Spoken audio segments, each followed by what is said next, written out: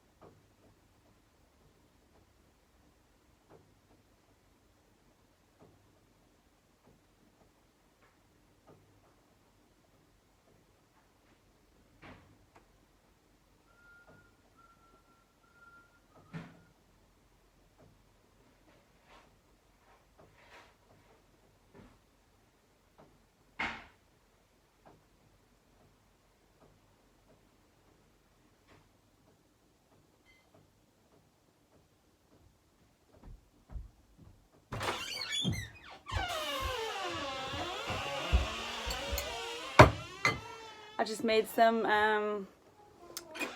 tomato soup and some bacon, which is probably not going to sit well in my stomach considering the fact that I had a really severe gastritis attack the other day. Yeah, man. So that is kind of what I wanted to touch base on. Obviously I made a really long Instagram story video the other day talking about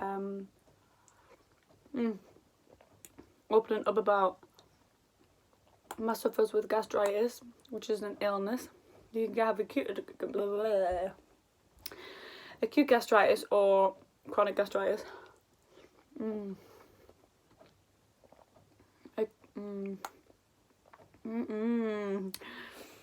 Acute gastritis is,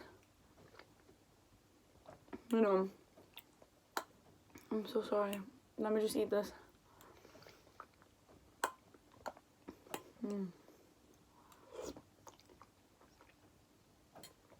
That's some good stuff.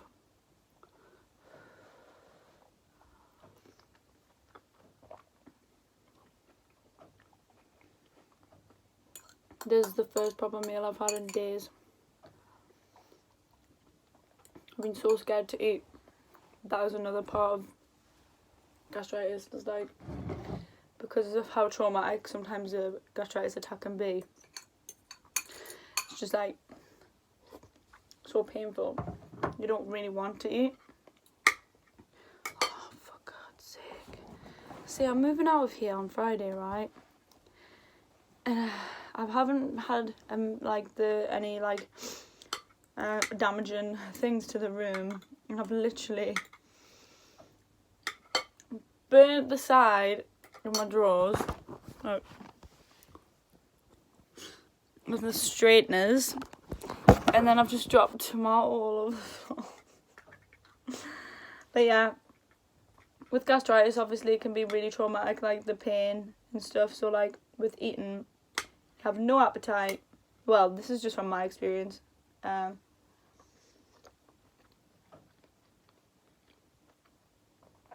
have no appetite, constant feeling of fullness. If you eat, you get full straight away. And with no appetite, it's horrible, because it's like even the foods that you used to love no longer have an effect on you when you eat them. You're just kind of like, oh, this is just food. Like,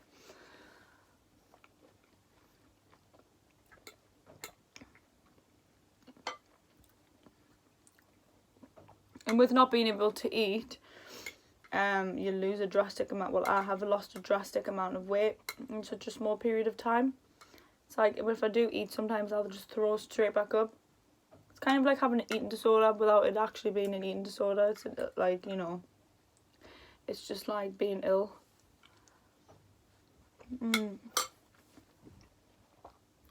And especially for someone like me who loves food. Growing up, I would eat fucking 15 meals a day. Half that would be half takeaways, crisps. Like, it was just I was an excessive eater. Obviously, it's noticeable how much weight I've lost, because I was in a relationship not long ago. Well,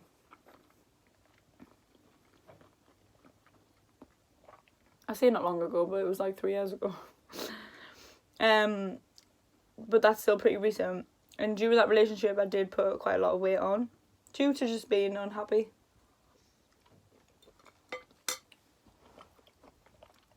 You know,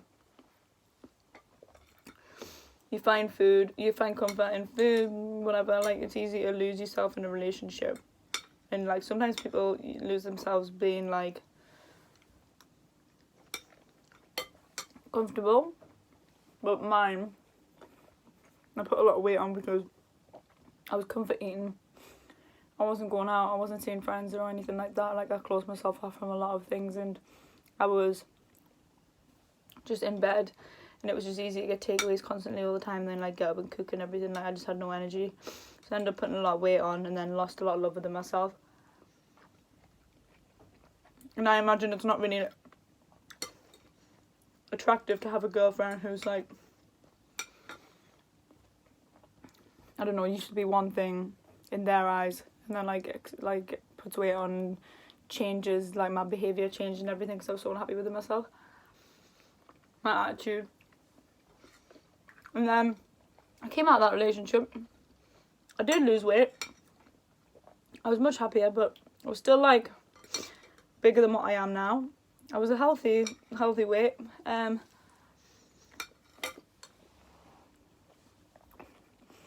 when I look back on videos, the way I used to be personality wise, I was much more confident back then and stuff like that.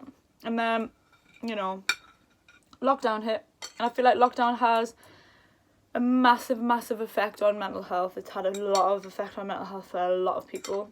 Everyone has suffered. And I didn't actually realise how much it affected me. I was living with friends.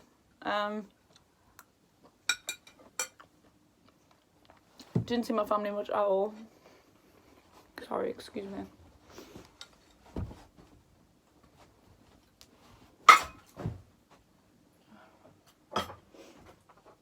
Didn't see my family much at all, which was really hard because I'm a very family oriented person.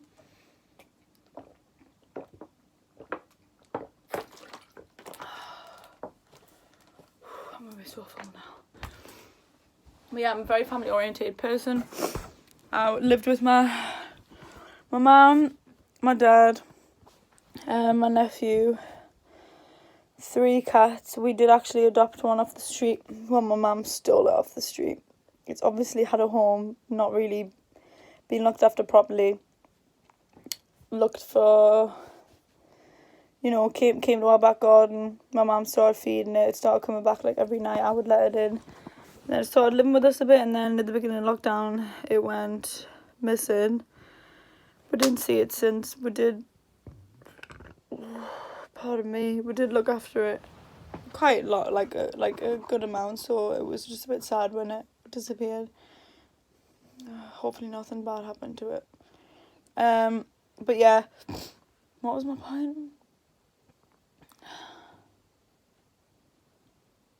What the fuck was I just talking about? Oh yeah, so I lived with my family, and it was just nice to be with them all the time, and then moving out, and I moved in with friends, and then, I was so close to those friends, and, we were partying a lot, and clashing, and stuff like that, and it was just, like, not ideal. It changed us quite a lot, like, as people, as individuals. We all kind of went through some bad shit. We all kind of were suffering quite a lot with, being in the house all the time, being all together, and not being able to go out and do anything, not earning any money, but still having to live and pay rent and stuff like that. It was just horrible. And then I moved back home because the tenancy and stuff ended for the place I was living at. Moved back home, and then I was like, once I had experienced moving out and being on my own the first time at the age of like 22, 23, whatever, I was just like, moving back home with my parents was like not like a downgrade, because I love being at my parents, and it would never be a downgrade to live at my parents' house. It's the best thing ever, like being with family and stuff, but it felt like I was taking a step backwards in life, to then which I was just like, not unhappy, but I was just like, I didn't have my own space. It was like my childhood bedroom. I didn't have the freedom that I had when I lived alone, and I loved that freedom. So, I was going down to Leeds quite a lot every weekend early, seeing my friends, staying with my mate Hannah. Shout out to Hannah Najafi, bad bitch. But yeah, I was living with Hannah for like 2 weeks at a time, and built a friendship group out here, like, because I'm in Leeds at the minute. That was just like amazing. Like, I've never really had like a friendship group like it. Like, just, it's like a family. Like, everyone's just amazing. I've got relationships such close relationships with a lot of the people. I've got a lot of love for everyone. And it's just like there's like 50 plus people, and it's like we're all close in like the maddest ways, and it's just really nice and wholesome. And then one of my mates, Amy Grundy, was like, there's a room, why don't you just come and move in with us? And I was like, yeah, man. And no one believed I would actually do it. And then like the week later, I was like, yeah, man, I've spoke to the landlord, like, I'm moving in. I moved in February, and I've lived here for now 6 months. And it's just mental how crazy and different my life is, like, but this is like a very personal thing to talk about. Before I moved to Leeds, I was obviously going through bad times with, living and then living back at home and like stuff like that. Like, a lot of stuff happened during lockdown that, like, I kind of changed emotionally and stuff. Like, my mental health just kind of deteriorated a little bit due to just like the stresses of lockdown and stuff, and I was just dealing with a lot, and as was everyone else. And moving to Leeds, I was like, this is gonna be my first stop. But then obviously I moved to Leeds, and there's been a lot of partying, I'm not gonna lie, and that can also take a massive toll on your mental health, your physical health, and stuff like that. And it's been a long few months. When I first moved to Leeds, the move in itself was so stressful, so scary, moving to a new city by myself, like now having to pay like this massive lump sum of rent.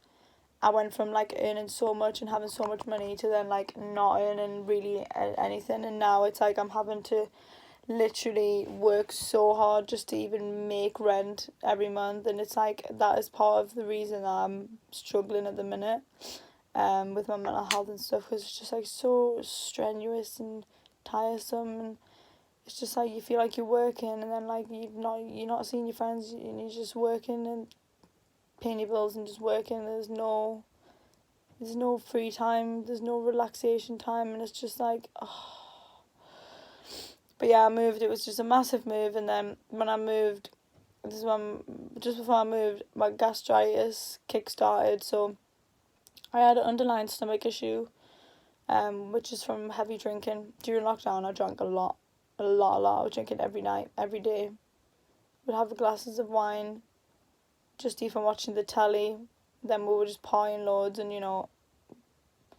just doing certain things that just weren't good for the mind, good for the body, good for the soul. And it was just like a mixture of things. And it was just like the pressures of lockdown mixed with those things just wasn't good. Like, I just was a bit fucked. And then, my gastritis kick-started. And then it was just awful. My first ever attack, I remember it was the most horrible pain. It felt like someone was ripping my stomach out. It felt like it was like someone squeezing it so much it was going to burst. I was like, what is this pain? I was crying. It was just like, oh my God, like what the actual fuck. It was at a friend's house. We had drank some wine and stuff like that, and we were just, having some drinks, doing a bit of a photo shoot, and the next thing I know, I was like, oh my God, I'm gonna be sick. Got really like confused, like I kind of had like brain fog, and I went into the bathroom, tried to be sick. I had no push in my throat. It was like my esophagus was like closing up. Then I got this horrible pain in my upper back and my underneath here. Went to the bedroom, literally started sweating profusely. I had to take all my clothes off. Was killed over in the fetal position with a pillow underneath me. My friend went and got me hot water bottle, was rubbing it up and down my back. She got me lukewarm water. I was just chilling, dying. Fuck me. The neighbours must have thought there was cats being strangled, or I don't even know.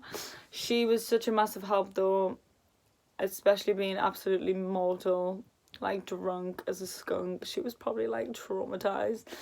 And then it stopped after about 40 minutes. So we had rang the paramedics, and the paramedics were like, well, we're going to come. And then after it stopped, I went into the living room and I like just kind of lay on the sofa, and I was just like, oh. Then the paramedics showed up. They did my vitals, my heart and everything. And they were just like, look, you need to just chill, look after yourself and stuff. Don't drink anything else. And then for like 2 weeks, I didn't drink or anything like that.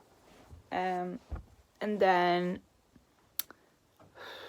I was at home, and then I was just like sat in my room just in pain for 2 weeks straight, ringing the doctors weren't taking notice of me or anything like that. They were just thought that I was just doing things I shouldn't have been doing, like drinking and stuff, and just not really doing anything to help myself. And they were just like not really taking into account how serious it was, that I was having pains and I wasn't drinking or partying or anything like that.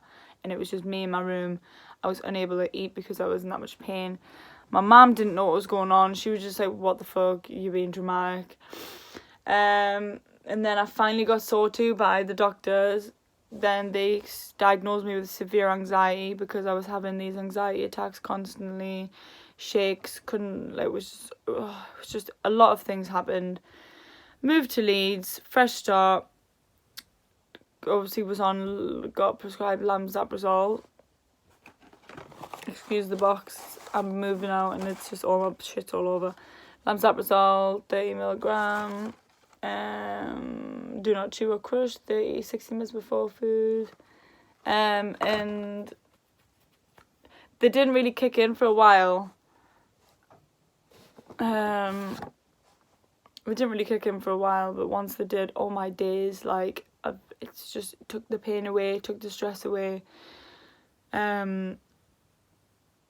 yeah, and I've just realised what time it is, and I've literally got work in an hour. Oh my goodness, fucking hell. But this is part 1. I will return with part 2 tomorrow. Goodbye.